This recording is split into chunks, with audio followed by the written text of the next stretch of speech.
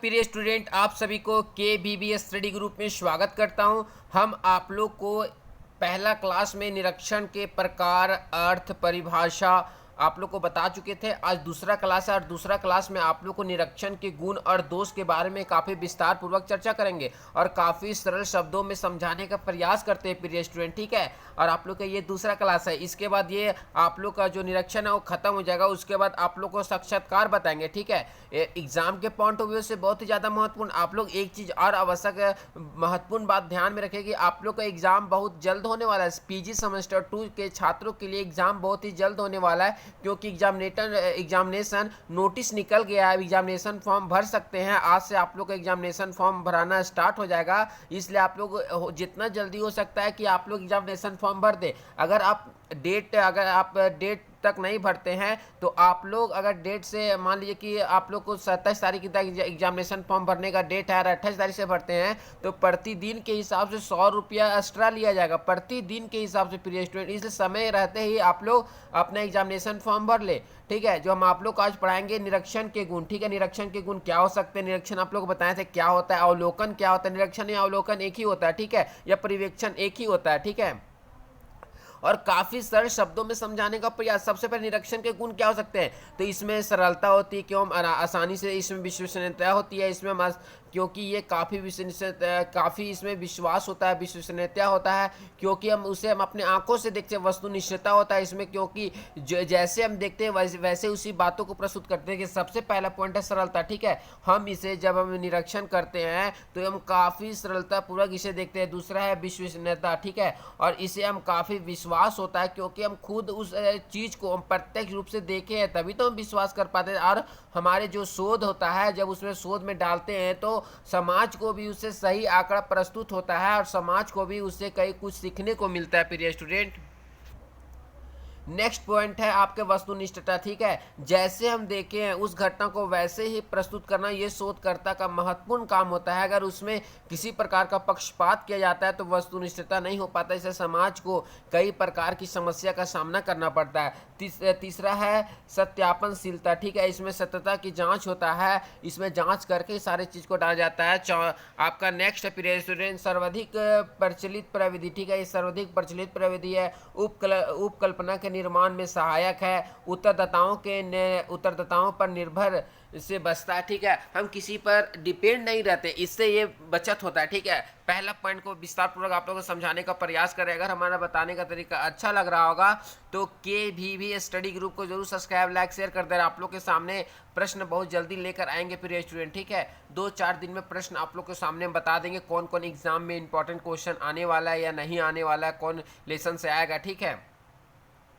पहला है सरलता, ठीक है। पहला सरल निरीक्षण की प्रमुख विशेषता इसकी सरल प्रकृति का, क्योंकि व्यक्ति स्वभाव से ही नवीन परिस्थितियों एवं घटनाओं के निरीक्षण के लिए उत्सुक रहता है। देखिए क्या बोला गया है, सरलता। आनी सरल पूर्वक जो मानव है वो किसी घटना को या नवीन परिस्थिति को निरीक्षण करने के लिए उत्सुक रहता है। मान ली किसी कहीं पे घटना हुआ है तो अपने दोस्त को बोलते हैं अरे चल रहे वहां पे, चल देख भाई कहा वाला घटना हुआ, ठीक है। इसी तरह बोला जाता है प्रिय स्टूडेंट, ठीक है। निरीक्षण द्वारा आंकड़े संकलन करने के लिए कोई विशेष प्रशिक्षण की आवश्यकता नहीं पड़ती। जब हम देखते हैं घटना को तो हमें किसी प्रकार का प्रशिक्षण की आवश्यकता नहीं पड़ती। हम खुद वहाँ पे देखते हैं, जाते हैं, समझते हैं, तब बातों को हम बताते हैं, ठीक है। हमें किसी ट्रेनिंग लेने की आवश्यकता नहीं पड़ती। और जहाँ 4 दोस्त रहेंगे वहाँ पे क्या ट्रेनिंग लेने की आवश्यकता पड़ेगी। आंखों द्वारा देखी गई बातों को वस्तुनिष्ठ रूप में नोटबुक पर लिखना मात्र ही निरीक्षण है। हम बताएं जब उसे हम देखते हैं, जब हम उसे उत्सुक होते देखने के लिए, फिर निरीक्षण द्वारा आंकड़े संकलन करने कोई विशेष प्रशिक्षण की आवश्यकता नहीं पड़ती। और आंखों द्वारा देखी बातों को वस्तुनिष्ठ यानी जैसे देखें वैसे उस बातों को नोटबुक पर लिखना मात्र ही निरीक्षण है, ठीक है। नेक्स्ट पॉइंट है विश्वसनीयता, ठीक है।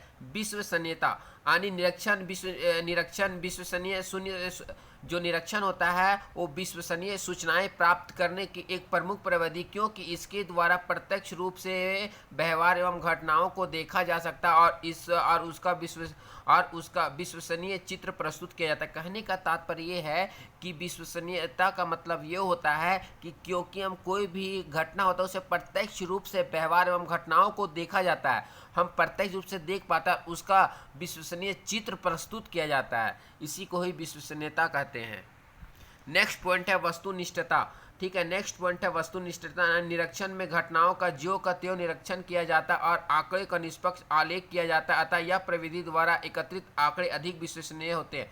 कहने का मतलब है कि जिस घटना को जिस रूप से जिस आंखों से आप प्रत्यक्ष रूप से देख रहे हैं उसी को अपने नोटबुक पर ज्यों का त्यों प्रस्तुत कर देना ही वस्तुनिष्ठता कहलाता है। इसके द्वारा वास्तविक व्यवहार का अध्ययन किया जाता है, जिसमें अतियुक्त एवं पक्षपात की संभावना कम हो जाता है। जब हम जैसे देखते हैं उसे रूप में प्रस्तुत करते हैं, उसे देखिए, हम मान लिए कि हम किसी घर का नक्शा बना रहे, ठीक है, हम किसी घर का नक्शा बना रहे हैं तो हम कहीं ना कहीं घर देखें और उसी घर के डिट्टो नक्शा बना के उतार दिए, ज्यों का त्यों उतार दिए कि 4 बेडरूम होगा, 1 वॉशरूम होगा, 1 हॉल होगा, 1 किचन होगा, जस के तस इसमें उतार दिए, तो ये आपका विश्वसनीयता, ये आपका वस्तुनिष्ठता है प्रिय स्टूडेंट, कि ज्यों का त्यों उतार देना वस्तुनिष्ठता, और इसमें पक्षपात की संभावना काफ़ी कम हो जाता है।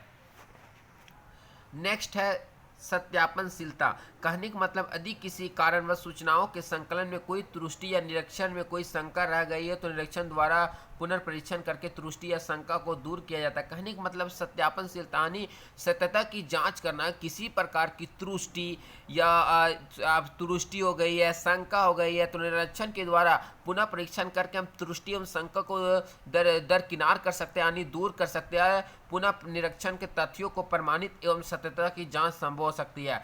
और हम बात करें तो निरीक्षण और प्रामाणिकता एवं सत्यापन की जांच संभव हो सकती है प्रिय स्टूडेंट। ठीक है, नेक्स्ट है सर्वाधिक प्रचलित प्रविधि है, क्योंकि निरीक्षण के द्वारा बहुत ही आजकल इतना प्रचलित प्रविधि बन गया है कि इसे सारे लोग या सोशल साइंस का स्टूडेंट हो काफ़ी इसका उपयोग करते हैं।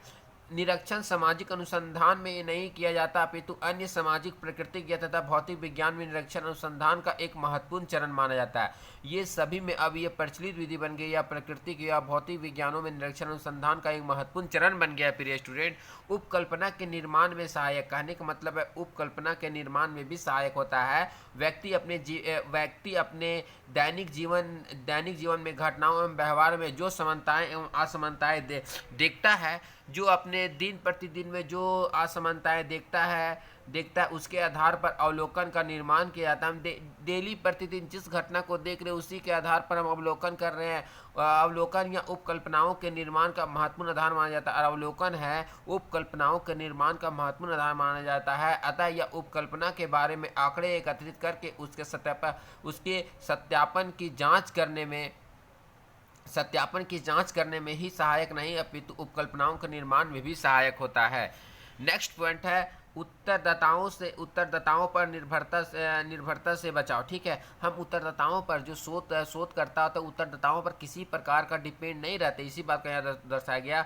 अवलोकन या निरीक्षण उत्तरदाताओं के उत्तर देने की इच्छा या उत्तरदाताओं के अधिक सहयोग प्राप्त करने की आवश्यकता नहीं पड़ती, अतः यह प्रविधि अनुसंधानकर्ता को सूचनादाताओं पर निर्भर से बचाती है, जो कि वास्तव में एक बड़ी समस्या है। हम किसी पर अगर डिपेंड नहीं रहते तो अनुसंधानकर्ता सूचनादाताओं पर निर्भर नहीं रहता, जो कि वास्तव में एक बड़ी समस्या है। ठीक है, हम किसी पर डिपेंड नहीं रहेगा तो हमें सही जानकारी पर हम खुद देख रहे हैं, निरीक्षण हम स्वतंत्र होकर देख रहे हैं, प्रत्यक्ष रूप से देख रहे हैं। देखिए अब इसका दोष क्या हो सकता है, कि इसका दोष में क्या हो सकता है, तो दोष बताइए क्या होता है। इस सीमित प्रयोग होता है, इसमें हम सीमित प्रयोग में ही कर सकते हैं, बड़े क्षेत्र का अध्ययन का घटना का अध्ययन नहीं कर सकते। घटनाओं में अनुपयुक्त यानी घटना अनुपयुक्त होता है। ठीक है, हम तत्काल उस घटना पर नहीं पहुंच सकते, क्योंकि घटना कहीं घट सकता है तो हम तत्काल वहां पे पहुंच नहीं सकते।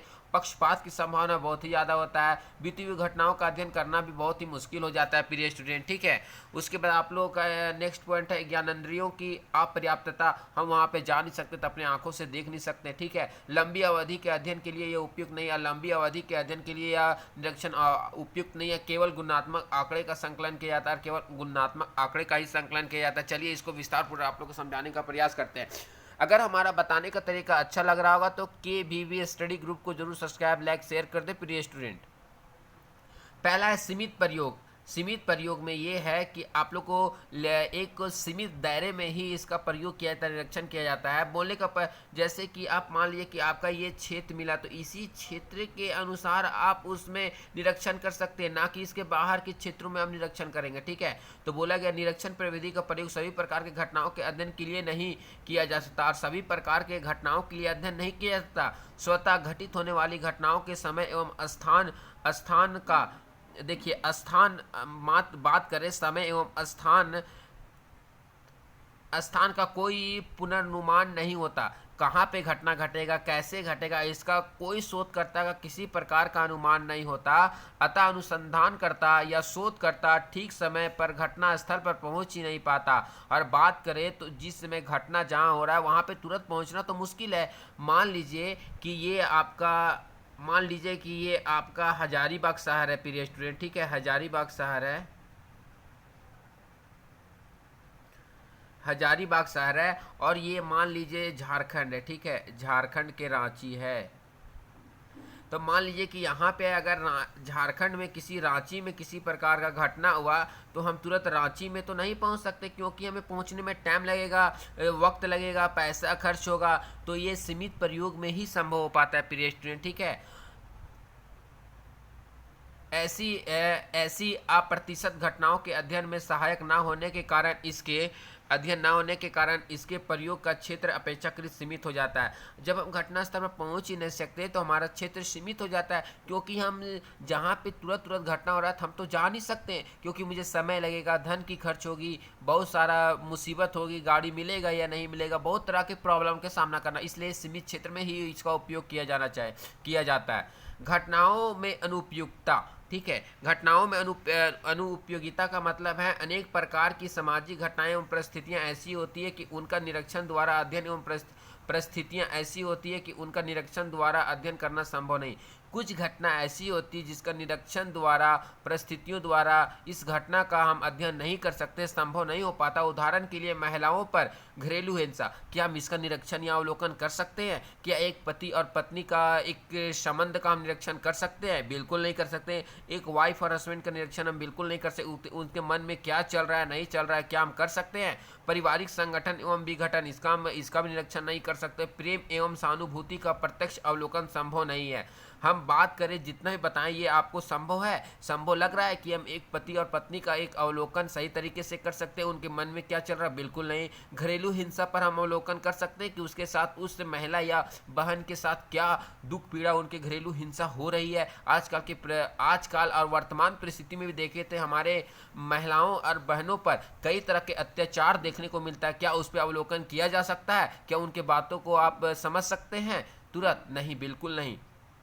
इसी बात को यहाँ बतलाया घटनाओं में अनुपयुक्त है। ये कई घटनाओं में इसका अवलोकन नहीं किया जा सकता और इसमें पक्षपात की संभावना रहती है। ठीक है, निरीक्षण का तीसरा दोष पक्षपात की संभावना है। पक्षपात एक अभिनीति के दो स्रोत हो सकते हैं। पक्षपात अभिनीति के दो स्रोत हो सकते हैं, निरीक्षण समूह तथा स्वयं निरीक्षणकर्ता। निरीक्षण समूह तथा स्वयं निरीक्षणकर्ता। यदि व्यक्तियों को पता चल जाए कि उनके व्यवहार का निरीक्षण किया जा रहा है या कोई अजनबी उन्हें देख रहा है तो उनके व्यवहार में कृत्रिम आ जाती है। अगर बात करें कि हम अगर उसको बता दें कि हम आपके व्यवहार का निरीक्षण करने आए थे, क्या वो मुझे वो सही जानकारी देगा? बिल्कुल नहीं देगा, कभी नहीं देगा, क्योंकि वो जानेगा कि कहीं ना मेरी जानकारी लीक हो जाएगी, हम बता देंगे तो ये हमारा ही नुकसान है। इसलिए कभी भी सही जानकारी देने का प्रयास नहीं करेगा और प्रयास नहीं करेगा सही जानकारी देने, तो इसमें पक्षपात की संभावना तो एकदम चरम अवस्था पे चली जाएगी। इसलिए पक्षपात की संभावना बनी रहती है। नेक्स्ट पॉइंट है बीती घटनाओं का अध्ययन असंभव। और बीती हुई घटनाओं का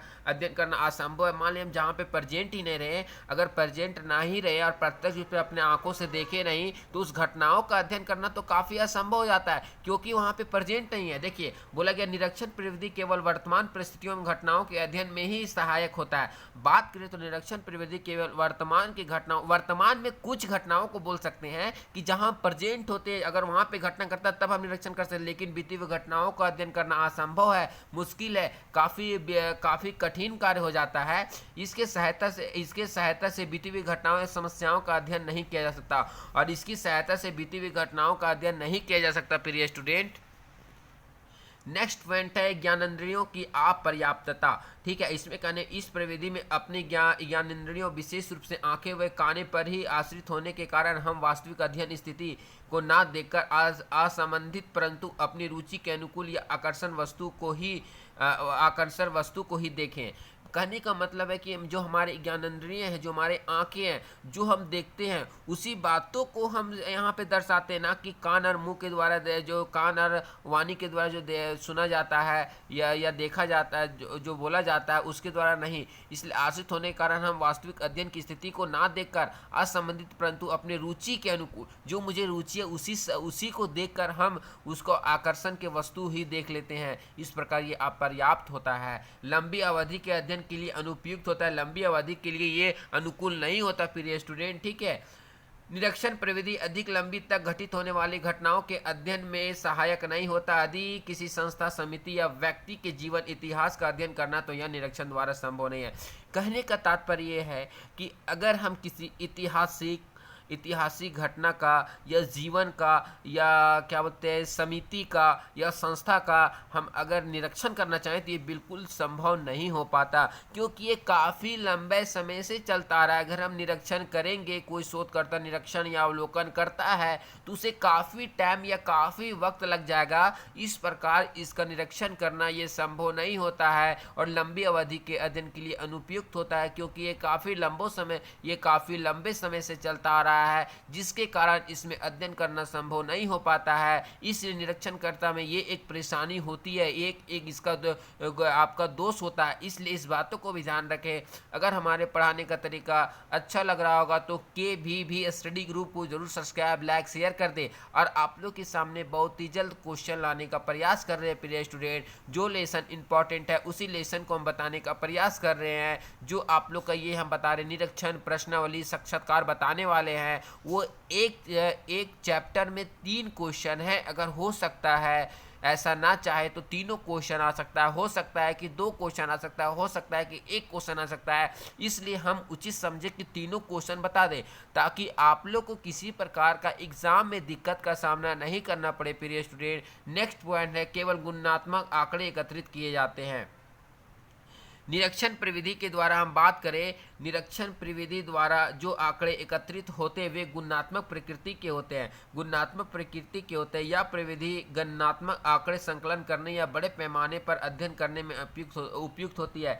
जो हम आंकड़े को संकलन करते हैं उसे बड़े पैमाने पर अध्ययन करने में अनुपयुक्त होता है। इस प्रकार ये आपका लेसन समाप्त हो गया प्रिय स्टूडेंट। ठीक है, और काफ़ी सरल शब्दों में समझाने का प्रयास किए हैं। इसके बाद बहुत ही जल्द आप लोग के सामने नेक्स्ट चैप्टर लाने का प्रयास करेंगे, जो एक्सटर्नल और इंटरनल एग्जाम के पॉइंट ऑफ व्यू से बहुत ही ज़्यादा महत्वपूर्ण है। ठीक है, इसके बाद नेक्स्ट चैप्टर आप लोग के सामने बहुत ही जल्द आएगा। जय हिंद, जय भारत।